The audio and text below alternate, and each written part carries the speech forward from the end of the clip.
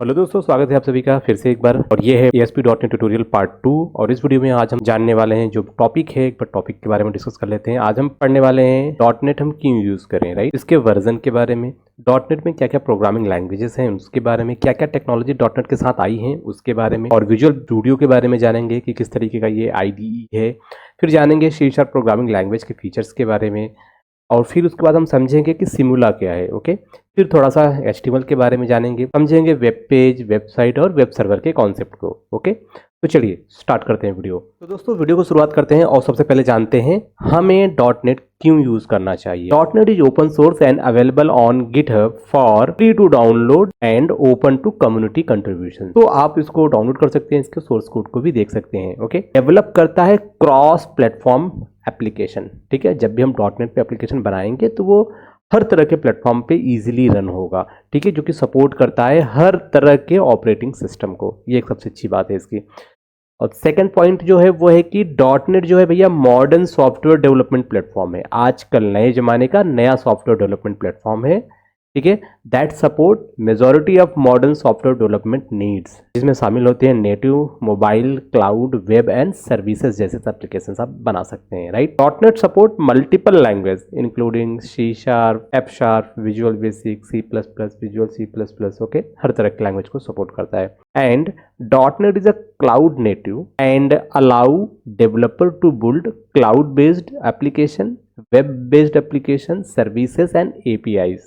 .NET offers some of the best software IDE and tool including Visual Studio and Visual Studio Code. जितना ही powerful Visual Studio है उतना ही powerful आपका Visual Studio Code है। और आज के टाइम में Visual Studio Code और Visual Studio दोनों ही काफ़ी फेमस हो रहे हैं, लोग उन पे अप्रोच कर रहे हैं। आप कोई फ़र्क नहीं पड़ता, आप PHP के डेवलपर हैं, पाइथन के डेवलपर हैं, आप आसानी से इन सभी जो टूल्स हैं उनको यूज़ कर सकते हैं। Right, and .NET is a fasted and friendly and play well with other programming language and platform. Okay, तो these are the some basic point जिससे कि हमें ये समझ में आता है कि .NET कितना पावरफुल है और उसे क्यों यूज़ करना चाहिए। राइट,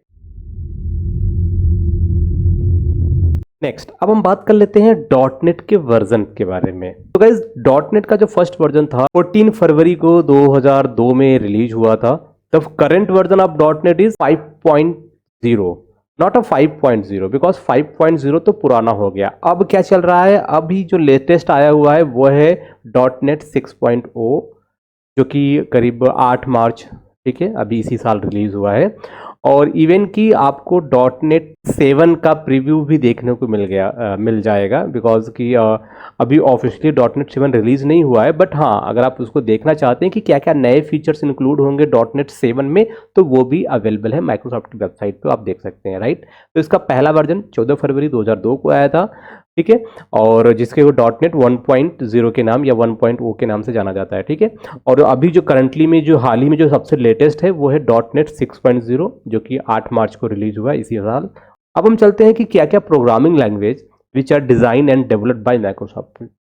.NET के अंदर जब .NET आया तो क्या क्या प्रोग्रामिंग लैंग्वेज इसके साथ शामिल की गई हैं, एक बार हम उस पर डिस्कस कर लेते हैं। तो .NET में C# एक ऐसी प्रोग्रामिंग लैंग्वेज है जो कि .NET में बहुत ज़्यादा फेमस है बाकी अदर प्रोग्रामिंग लैंग्वेज की तुलना में। राइट, तो ये सबसे ज़्यादा यूज़ होता है .NET में, चाहे हम वेब एप्लीकेशन बना रहे हैं तब भी हम C# यूज करेंगे, डेस्कटॉप एप्लीकेशन बना रहे हैं तब भी C# यूज करेंगे, कोई मोबाइल एप्लीकेशन बना रहे हैं तब भी हम इसे यूज़ करेंगे। तो बेसिकली .NET के साथ C# का जो कॉम्बिनेशन है ये बहुत ही अच्छा है।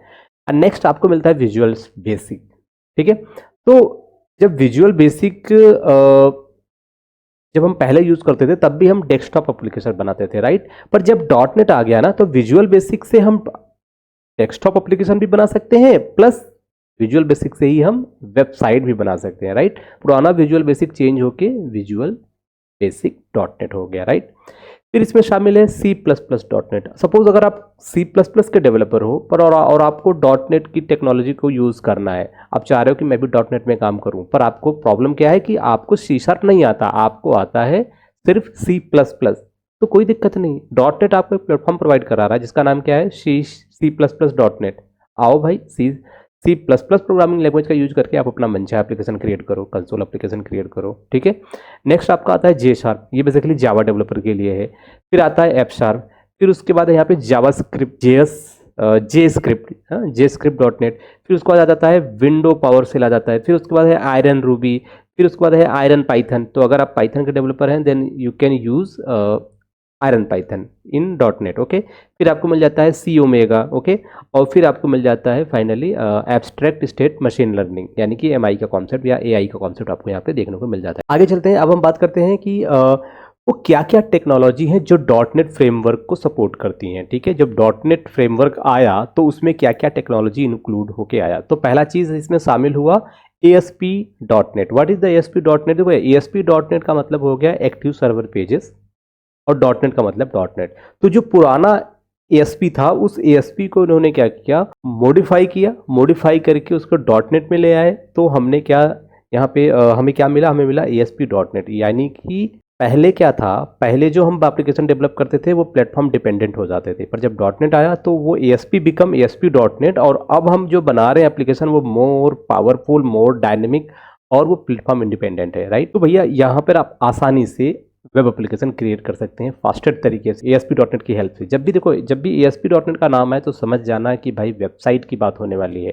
ठीक है। वेबसाइट डेवलपमेंट की बात होने वाली है, सर्विसेज की बात होने वाली है, ओके। फिर उसके बाद इसमें एक नया टेक्नोलॉजी है, वो है ADO dot net. Basically ADO dot net क्या करता है, आपका एप्लीकेशन और आपका डेटाबेस दोनों के बीच में क्या, हमें एक कनेक्शन स्टेब्लिश करने के लिए ADO डॉट नेट की हेल्प पड़ती है, राइट। तो ADO डॉट नेट एक ब्रिज का काम करता है एप्लीकेशन और बैकएंड, यानी फ्रंट एंड और बैकएंड के बीच में एक ब्रिज का काम करता है ADO dot net, okay. Next आपका आता है WCF। What is the WCF? It is window communication foundation, okay. फिर एक आपका आता है WPF, विंडो प्रेजेंटेशन फाउंडेशन। फिर आपको मिल जाता है WWF, यानी कि विंडो वर्कफ्लो फाउंडेशन। नेक्स्ट आपको मिलता है AJX, देन आपको मिल जाता है लिंक्यू। उसके बाद आपको मिल जाता है ASP dot net MVC, right, जो कि मॉडल व्यू कंट्रोलर या फिर डिज़ाइन पैटर्न पे बेस्ड है, ओके। नेक्स्ट आपको मिल जाता है ASP dot net web API। तो दीज आर द टेक्नोलॉजी जो कि आपको डॉट नेट में मिल जाती हैं, और इनमें आप देखिए हर एक चीज़ों को कवर कर लिया गया है। आप जो भी बनाना चाहते हैं एवरीथिंग पॉसिबल है डॉट नेट में, आप क्रिएट कर सकते हैं, राइट। चलते हैं कि what are the language and its need. भैया देखो यार, जो लैंग्वेज है ना वो काम करता है as the mediator between the programmer and the system, okay. So it offer some rules and regulation. हर प्रोग्रामिंग में बहुत सारे रूल्स और रेगुलेशन होते हैं, सिंटैक्स होते हैं, ठीक है, जिनको फॉलो करना पड़ता है for writing the program. Very good. The language also offer some library which are required for writing the program, okay. बात करते हैं VB डॉट नेट पे। देखो VB डॉट नेट और C# डॉट नेट दोनों की हेल्प से हम क्या बनाते हैं, हम बनाते हैं desktop application, right. But difference बस इतना है कि एक में क्या होता है, विजुअल बेसिक यूज होता है, दूसरे में क्या यूज होता है, C# यूज होता है। प्रोग्रामिंग लैंग्वेज का डिफरेंस होता है, अदरवाइज दोनों ही डेस्कटॉप एप्लीकेशन ही क्रिएट करते हैं, ठीक है। आगे चलते हैं, ASP डॉट नेट की बात करते हैं, ठीक है। अब ASP डॉट नेट क्या, ये एक तरह का भाई टेक्नोलॉजी है, ये डॉट नेट फ्रेमवर्क का एक पार्ट है जिसकी हेल्प से हम क्या डायनेमिक वेब एप्लीकेशन क्रिएट करते हैं, ठीक है। It provide a set of pre defined classes. आप एप्लीकेशन बनाओगे तो बहुत सारी चीज़ें ऐसी हैं जो आपको चाहिए, ठीक है। अगर वो चीज़ें आप बनाने लगे तो फिर आप अपनी वेबसाइट कब बनाओगे, राइट। तो इट मीन्स कि आपको जो चीज़ें चाहिए वेबसाइट के डेवलपमेंट में वो सब कुछ आपको यहाँ पे मिल जाएगा डॉट नेट में। और ASP डॉट नेट एक ऐसा टेक्नोलॉजी है जिसकी हेल्प से आप फास्टर डेवलपमेंट कर पाएंगे किसी भी वेबसाइट का। बात करते हैं ADO डॉट नेट। जैसे कि मैंने बता दिया, ये ब्रिज का काम करता है एप्लीकेशन और डेटाबेस के बीच में। तो इस स्टैंड फॉर ADO का मतलब होता है ActiveX data object, okay. And ADO dot net is a dot net database technology. Basically dot net में अगर आपको डेटाबेस से कम्युनिकेशन कुछ करना है, आपके एप्लीकेशन में डेटाबेस का कनेक्शन या अटैचमेंट होना है, तो सिंपल आपको इसकी हेल्प पड़ेगी ही पड़ेगी, जो कि एक सबसे इम्पॉर्टेंट चीज़ है। देखो पहले क्या होता था, बिफोर जब हमारे पास, देखो ADO डॉट नेट से पहले सिंपल हम ADO यूज़ करते थे। ADO में क्या, मेरे पास लिमिटेशन होता था कि सिर्फ हम एक या दो डेटाबेस को ही यूज़ कर पाते हैं, या फिर हम माइक्रोसॉफ्ट के ही database like Microsoft SQL server ही यूज़ कर पाएंगे, राइट। पर ADO डॉट नेट के आ जाने से ये सारा मसला ही खत्म हो गया। इवन कि अगर आपको लगता है आप MySQL कनेक्ट करना चाहते हो तो ये डॉटनेट एप्लीकेशन के साथ आप MySQL कनेक्ट कर सकते हो, डॉटनेट एप्लीकेशन के साथ आप ओरेकल के डेटाबेस को कनेक्ट कर सकते हो, ठीक है। तो डिफरेंट वैरायटी ऑफ डेटाबेस यहाँ पर आपको मिल जाता है ADO डॉटनेट के अंदर। ये एक सबसे अच्छी बात होती है। आप चाहो तो MX एक्सेस को डेटाबेस बना सकते हो, आप चाहो तो एक्सेल को डेटाबेस बना सकते हो। तो बहुत सारी चीज़ें हैं जो आप यहाँ पे ADO डॉटनेट की हेल्प से कर सकते हो। It provide setup predefined classes, using these predefined classes we can perform the operation with the database server. Okay, next आपका आता है WCF। क्या है WCF? WCF का मतलब है विंडोज कम्युनिकेशन फाउंडेशन, राइट। ये क्या करते हैं? It is distributed technology, using this technology we can implement service oriented architecture programming. इसकी हेल्प से हम सर्विस ओरिएंटेड आर्किटेक्चर प्रोग्रामिंग बना सकते हैं। These programming provide communication between heterogeneous application and application that are developed using different technology, ठीक है। अब heterogeneous application का मतलब क्या? वो एप्लीकेशन जो डिफरेंट टेक्नोलॉजी का यूज करके बने होते हैं या different programming language are known as heterogeneous application, right. तो अलग अलग एप्लीकेशन या मे बी उनके प्रोग्रामिंग लैंग्वेज अलग अलग हो सकते हैं, तो वो आपस में मिलकर काम करते हैं। These are the heterogeneous application. तो ये हम किसकी हेल्प से बना सकते हैं? ये हम बना सकते हैं WCF की हेल्प से बना सकते हैं, right. What is WPF? WPF भी क्या है? इसका मतलब window presentation foundation, right. WPF is a .NET technology. Using this technology, we can create 2D, 3D graphics animation for Windows application. Okay. Using this technology, we can also create our own audio video player and also implement game application. Okay.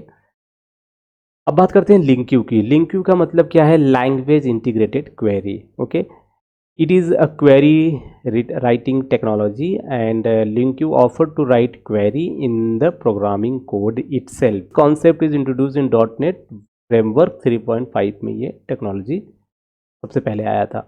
Okay, and LinkU query applying in database and non database data also.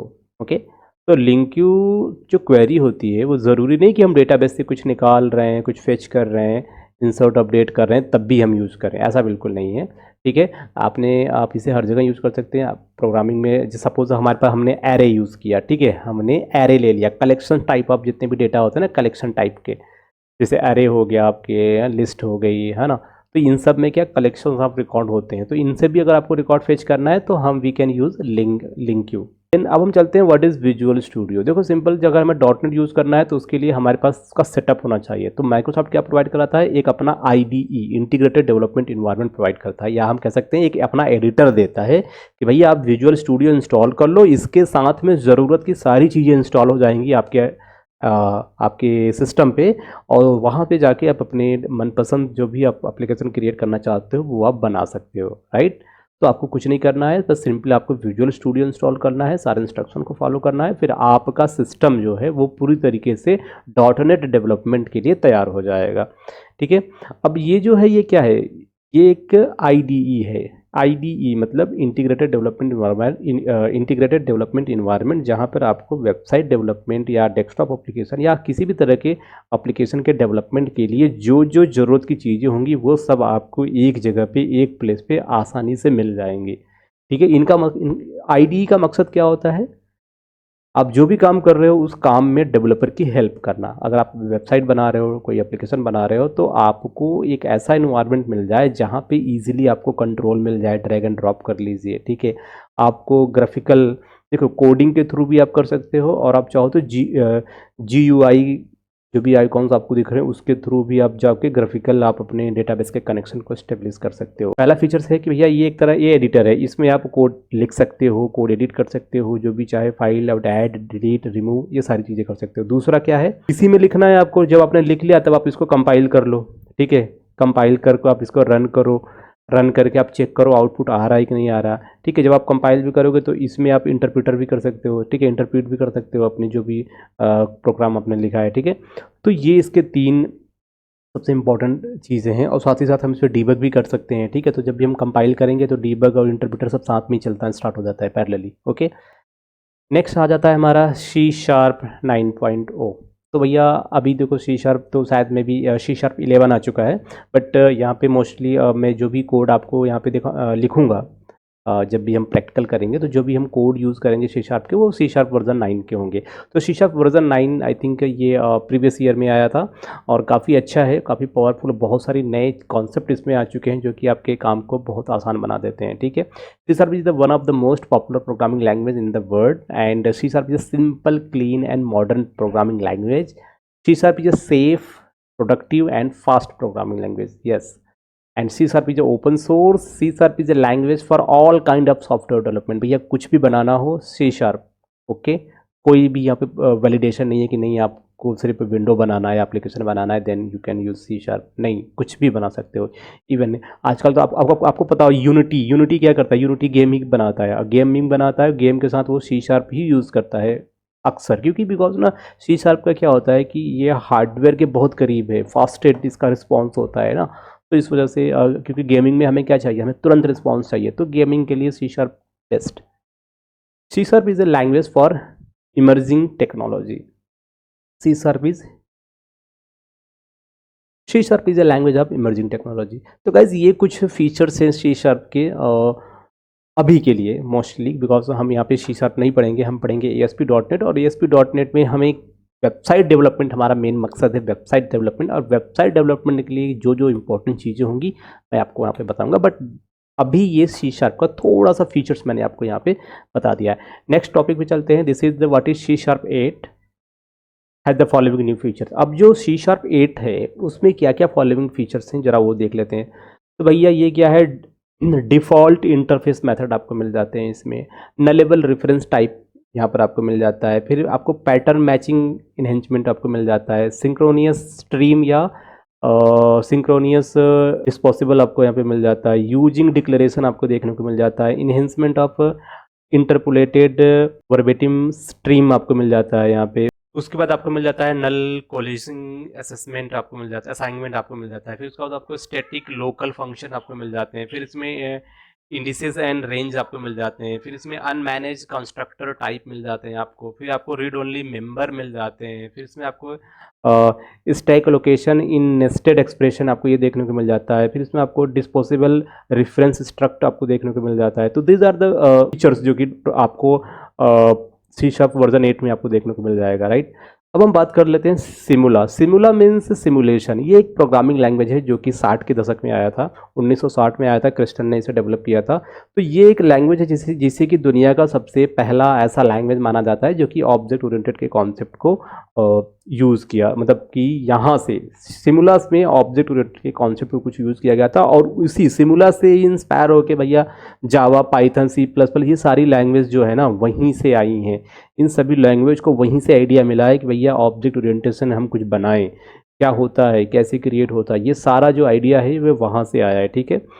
और अगर बात करें कि जो हमारे C++ के creator हैं बर्जान Stroustrup, भैया इन्होंने कहा था अपने एक स्टेटमेंट में कि भैया हमने जो C++ हमने ऑब्जेक्ट ओरिएंटेड प्रोग्रामिंग लैंग्वेज बनाया है, इसका पूरा का पूरा जो आइडिया है वो हमने सिमुला से लिया है। वहाँ से हमारा थॉट आया कि हम कैसे सिमुला के ऑब्जेक्ट को री इम्प्लीमेंट करके हम C++ में यूज़ कर सकते हैं, फिर जावा में भी यूज़ कर सकते हैं, सी शार्प में भी वही सी चीज़ को यूज़ किया गया है, ठीक है। तो वो सारा कॉन्सेप्ट देखो क्या होता है कि हम कोई भी चीज़ ना किसी को देखते हैं, यार हाँ यार हम भी ऐसा करने की सोचते हैं, ठीक है। उसी चीज़ को मैंने लिया और उसी चीज़ में कुछ नई चीज़ें ऐड की एंड देन हमने एक नया चीज़ बना दिया, है ना। वेबसाइट बनाने के लिए कॉन्सेप्ट जो हमारा स्टार्ट होता है HTML से। तो बेसिकली HTML क्या होता है, वेबसाइट का जो स्ट्रक्चर होता है वो हमारी HTML ही बना के देगा, ओके। अब स्ट्रक्चर तो HTML बना के देगा, उसको डेकोरेशन के लिए हमें CSS की ज़रूरत पड़ेगी, और उसमें बिहेवियर लाने के लिए हम प्रोग्रामिंग लैंग्वेज यूज़ कर सकते हैं या फिर जावास्क्रिप्ट स्क्रिप्टिंग लैंग्वेज भी यूज़ कर सकते हैं, राइट। तो हमें क्या है, हमें वेबसाइट डेवलपमेंट के लिए सबसे पहले हमें वेबसाइट का स्ट्रक्चर बनाना होगा।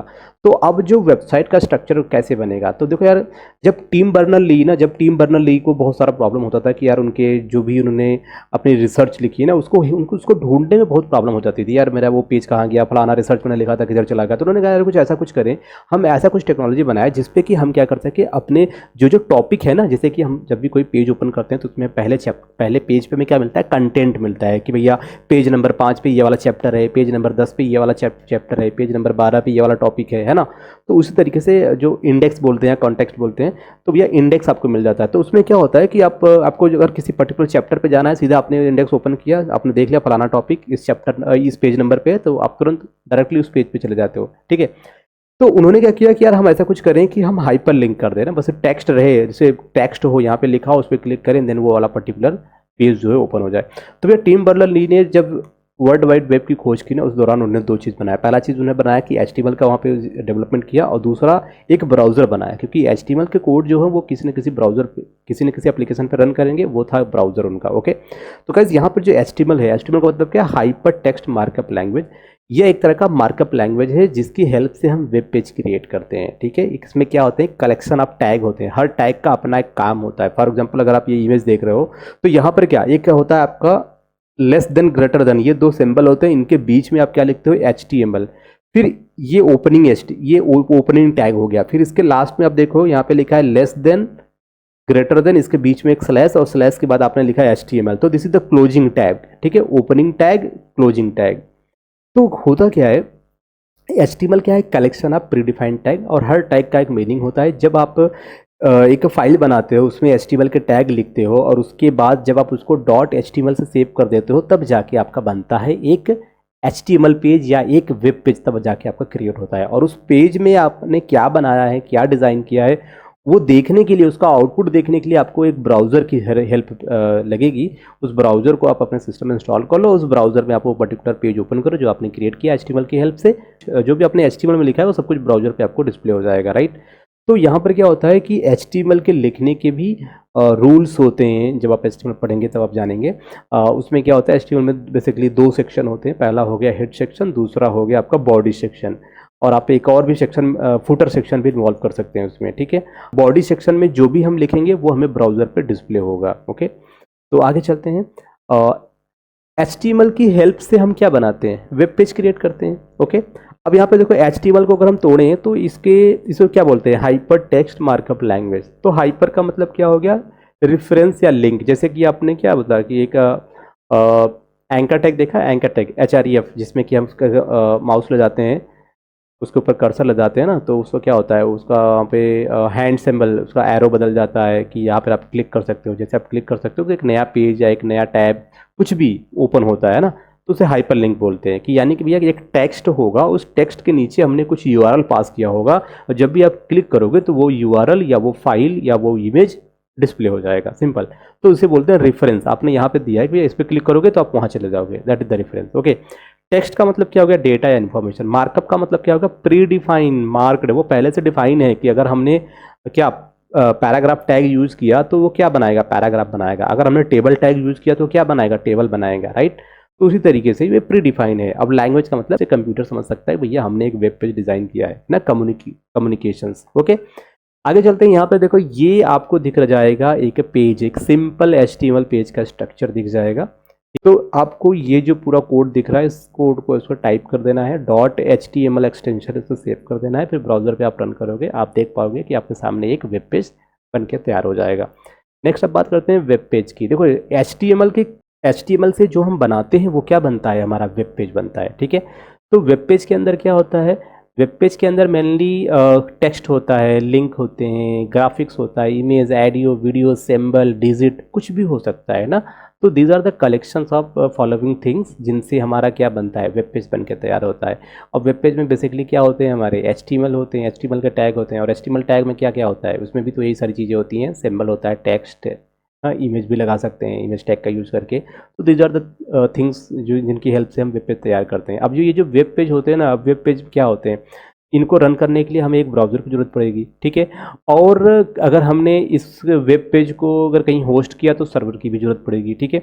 अब वेब पेज का डिज़ाइन आपके सामने दो तरह के वेब पेज यहाँ पे दिख रहे हैं। एक में आप लेफ्ट हैंड साइड में जो देख रहे हो, यहाँ पे हेडर है, फिर बीच में कंटेंट एरिया, दोनों तरफ आपके कुछ साइड बार दिए गए हैं, लेफ्ट या राइट, और नीचे आपको फुटर दे दिया गया है, ठीक है। अब ये क्या, ये एक वेब पेज का एक डिज़ाइन आप कर सकते हैं। अगर आप इसको अगर बनाओगे, जब आप वेबसाइट बनाओगे तो जहाँ पे हेडर है वहाँ पर आपकी वेबसाइट का नाम होगा, इमेज होगा, कुछ स्लाइड्स हो लगाओगे, ठीक है। अब आपके पास left side bar, right side bar, दोनों में आप एक तरफ आप मेनू लगा दोगे कि भैया इस तरह मेनू हो जाएगा। फिर राइट साइड में हम एडवर्टाइजमेंट दिखाएंगे, ठीक है। बीच का जो कंटेंट एरिया है, यहाँ पे हमारा जो भी कंटेंट, जो भी हम ब्लॉग लिख रहे हैं या जिस भी चीज़ के बारे में हम लिख रहे हैं, अगर हम कुछ रिव्यू लिख रहे हैं तो फिर वो वहाँ पे बीच के कंटेंट एरिया में आएंगे। नीचे हमारा होगा फुटर सेक्शन, राइट। बात करते हैं वेबसाइट। वेबसाइट क्या है भैया? जब एक या एक से ज़्यादा ना, एक या एक से ज़्यादा कलेक्शन ऑफ जब वेब पेजेस आ जाते हैं हमारे पास, ठीक है, बहुत सारे वेब पेजेस हो जाते हैं। देखो, अगर एक वेब पेज है तब भी वेबसाइट बन सकती है, एक से 10 अगर एक या एक से ज़्यादा हमारे पास वेब पेज हैं तब भी हम वेबसाइट बना सकते हैं, ठीक है। तो क्या है, वेबसाइट जो है collections of several web pages जो कि आपस में जुड़े हों, इंटरलिंक हो, है ना। और वो क्या है, उससे क्या मिलकर बनता है, हमारा वेबसाइट बनता है, ठीक है। These pages are interlink together with hyper link, ठीक है। A website has a unique domain name. अब वेबसाइट जो है, वेबसाइट का एक होता है नाम, जैसे कि सपोज गूगल, अगर गूगल की वेबसाइट पे जाना है तो आप क्या टाइप करोगे, www.google.com, तब आप कहाँ चले जाओगे, गूगल की वेबसाइट पे चले जाओगे, right. And we can access it by entering that domain in the URL। तो आपको क्या करना पड़ेगा, अपना ब्राउज़र, आपके पास एक सिस्टम होना चाहिए जिसमें इंटरनेट हो, और आपके पास जिस भी वेबसाइट को ओपन करना है उसका डोमेन नेम यानी कि URL होना चाहिए। तो जब भी आप उसका URL एंटर करोगे तो वो क्या करेगा, वो उस पर्टिकुलर वेबसाइट को सर्च करेगा और लाके आपके ब्राउज़र पर डिस्प्ले करेगा, ठीक है। अच्छा, डिस्प्ले तो कर देगा, पर आप एक बात मुझे बताओ कि ये जो वेबसाइट हो है ना, वो इंटरनेट तक पहुंचेगी कैसे, कैसे वो इंटरनेट पे जाएगी और कैसे हम उसे एक्सेस करेंगे। तो उसके लिए हमारे पास कॉन्सेप्ट क्या है, उसके लिए हमारे पास कॉन्सेप्ट है वेब सर्वर का, ओके। बट यहाँ पर क्या है, आप देख सकते हैं वेबसाइट का स्ट्रक्चर, अगर आप देखना चाहते हैं कि कैसा होता है वेबसाइट, तो माइक्रोसॉफ्ट की वेबसाइट आप देख सकते हैं।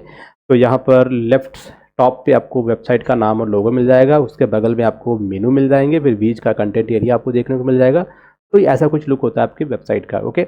अब देखो, वेब सर्वर हमारा एक ऐसा चीज़ होता है जो कि वेबसाइट को क्या करता है, जिसे हम बोलते हैं ना, हमने वेबसाइट को होस्ट कर दिया। इट मीन्स कि हमारे पास जो वेबसाइट थी हमने उसे बनाया, बनाने के बाद हमने सर्वर पे जाके उसे अपलोड कर दिया, और उसका हमने क्या किया, अपलोड कर दिया, उसका एक डोमेन नेम फिक्स कर दिया, और उस नेम से अगर कोई भी एक्सेस करेगा तो वो हमें मिल जाएगा, right.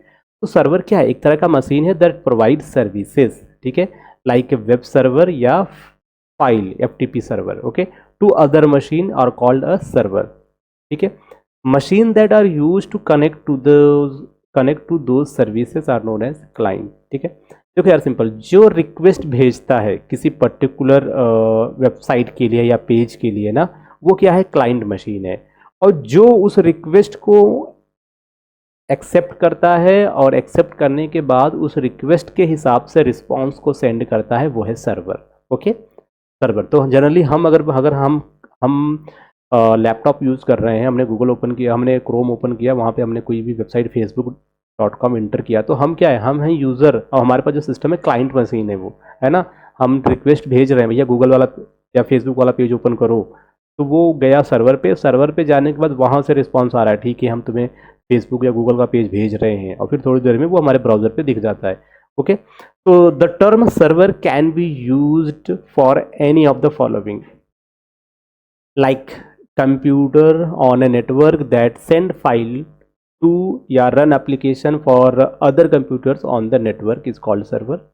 A software that run on the server computer and perform the work for serving file या running application is called web server, ठीक है। A code that exchange information with another upon request is called web server। तो ये सारे point जो हैं ये web server को बताते हैं कि वेब सर्वर कैसे काम करता है, क्या है वेब सर्वर, राइट। अब यहाँ पे देख सकते हैं आपकी एक जो वेब सर्वर है, वेब सर्वर इंटरनेट से कनेक्टेड होता है, और वेब सर्वर के अंदर आपकी जो वेबसाइट होती है रखी होती है, और कोई भी यूज़र जो है वो इंटरनेट से कनेक्ट होकर अगर आपकी वेबसाइट के लिए रिक्वेस्ट भेजता है तो वो वहाँ से वो रिक्वेस्ट वेब सर्वर तक जाएगी, वेब सर्वर फिर वहाँ से रिस्पॉन्स भेजेगा, और वो रिस्पॉन्स सीधा क्लाइंट की मशीन तक पहुँच जाएगी। नेक्स्ट हम चलते हैं कि अब वेबसाइट के टाइप की बात करते हैं। बेसिकली हम दो तरीके की वेबसाइट बनाते हैं, या तो वो स्टैटिक होगा या तो वो डायनेमिक होगा, ओके।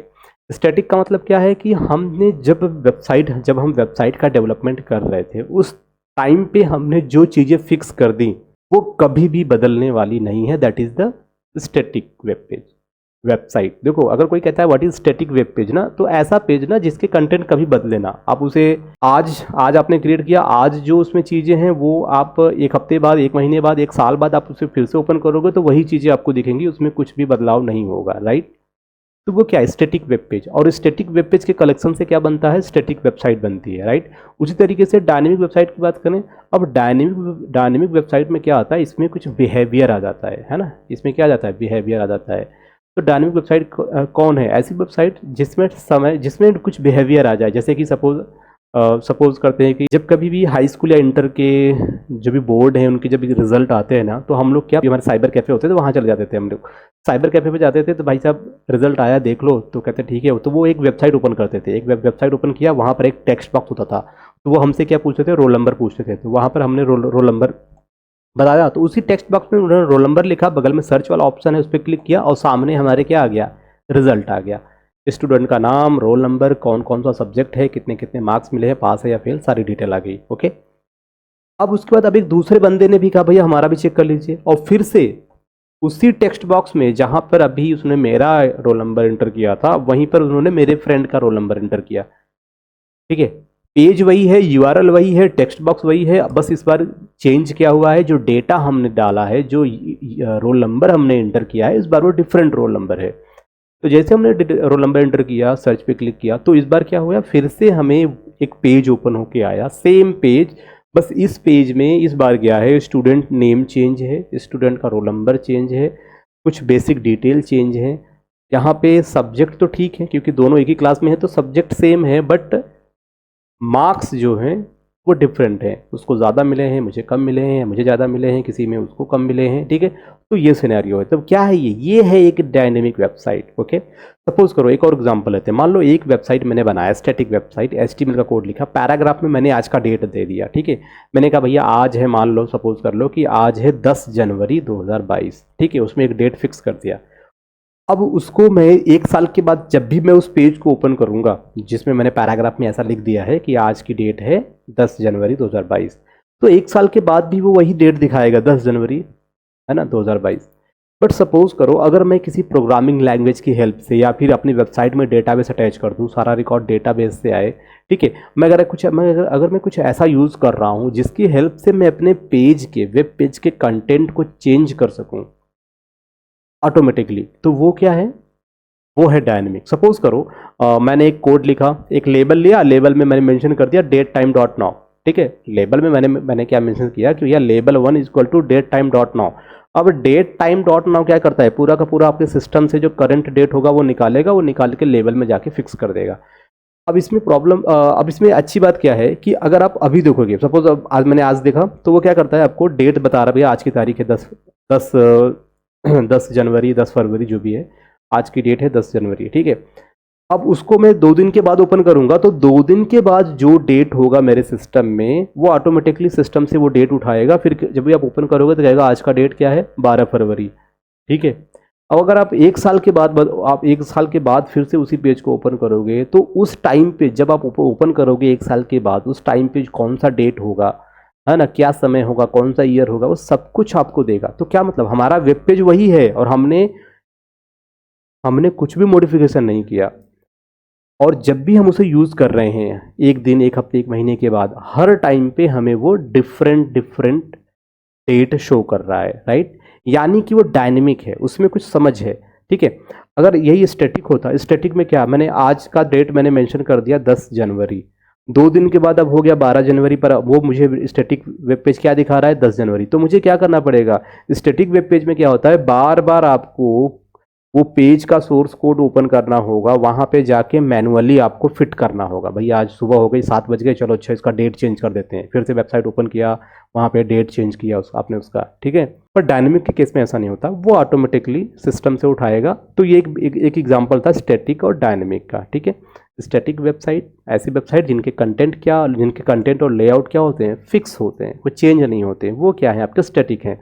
और ऐसी वेबसाइट जिनके कंटेंट और लेआउट चेंज होते रहते हैं और जिनमें डेटाबेस का कनेक्शन भी हो, जो कि प्रोग्रामिंग लैंग्वेज यूज़ करती हूँ, तो वो क्या हो गई, वो हो गई डायनेमिक वेबसाइट। ओके, तो ASP.NET जो है वो डायनेमिक वेबसाइट डेवलपमेंट के लिए बहुत ही फेमस है। आप इसकी हेल्प से पावरफुल डायनेमिक वेबसाइट क्रिएट कर पाओगे। तो यहाँ पर आप देख सकते हो डायनेमिक वेबसाइट में क्या क्या यूज हो जाती हैं, आपके डेटाबेस सर्वर यूज हो जाते हैं, प्रोग्रामिंग यूज हो जाती है। ठीक है, जिससे कि आपका क्या बनता है, डायनेमिक वेब एप्लीकेशन बनता है। और स्टैटिक में आपका सिर्फ HTML CSS यही यूज़ किए जाते हैं। तो गाइज़ ये था आज का हमारा वीडियो। इस वीडियो में बस इतना ही। अब पार्ट 3 आएगा, नेक्स्ट वीडियो होगा हमारा, जिसमें कि हम पढ़ेंगे .NET के कंपोनेंट के बारे में, क्या क्या कंपोनेंट है, कैसे कैसे काम करते हैं ये सारे कंपोनेंट। ओके गाइज, तो हमने एकदम बेसिक से स्टार्ट किया .NET से, तो बेसिक पहले हम थोड़ा सा .NET का ज्ञान लेंगे, फिर जैसे .NET का ज्ञान खत्म होगा देन फिर हम मूव करेंगे अपने ASP.NET की तरफ। ओके गाइज, फिर थोड़ा सा अभी बहुत सारी चीज़ें हैं जो कि आपको बताना ज़रूरी है, बिकॉज कि आपको एक बार बिगिनिंग उसका पता चल जाए कि हाँ कैसे कैसे शुरुआत हुआ .NET का, देन फिर हम ASP.NET पे मूव करेंगे। क्योंकि जब हम ASP.NET पे आएंगे तो सीधा उसमें कोडिंग और प्रोग्रामिंग करने लगेंगे। बट थोड़ा सा नॉलेज मैं चाहता हूँ कि आपको बिफोर द ASP.NET जब से स्टार्ट हो उससे पहले थोड़ा सा नॉलेज मैं आपको देना चाहता हूँ कि कैसे कैसे क्या क्या सिनेरियो है इसमें। ओके गाइस, तो वीडियो आपको अच्छी लगे तो प्लीज़ शेयर करिएगा, कमेंट जो हो तो कमेंट कर दीजिएगा, और सबसे ज़रूरी काम क्या है कि ये प्लेलिस्ट पूरा जो है वो सेव करके रख लीजिए। प्लेलिस्ट आप कहीं पे बुकमार्क करके रख लीजिए, और हर वीडियो के डिस्क्रिप्शन में मैं आपको आने वाले अगले वीडियो का लिंक मैं आपको दे दूंगा डिस्क्रिप्शन में, वहाँ पे जाके आप देख लीजिएगा। भेजते रहिए अपने सुझाव, फॉलो कर लीजिए इंस्टाग्राम पे, और हाँ भाई टेलीग्राम पे फॉलो करना मत भूलना, क्योंकि टेलीग्राम पे मैं आपको सोर्स कोड जो भी होगा टेलीग्राम के थ्रू मिलेगा, राइट। तो आप उसे जरूर फॉलो कर लेना Telegram for source code, otherwise बाकी तो मैं हर जगह अवेलेबल हूँ। तो मिलते हैं नेक्स्ट वीडियो में, तब तक के लिए take care. Please tell me that I can't, that I won't, that I fail, that I'll never make it out, yeah. Please tell me all the bad, never good, fill my head full of every single doubt, yeah. Please say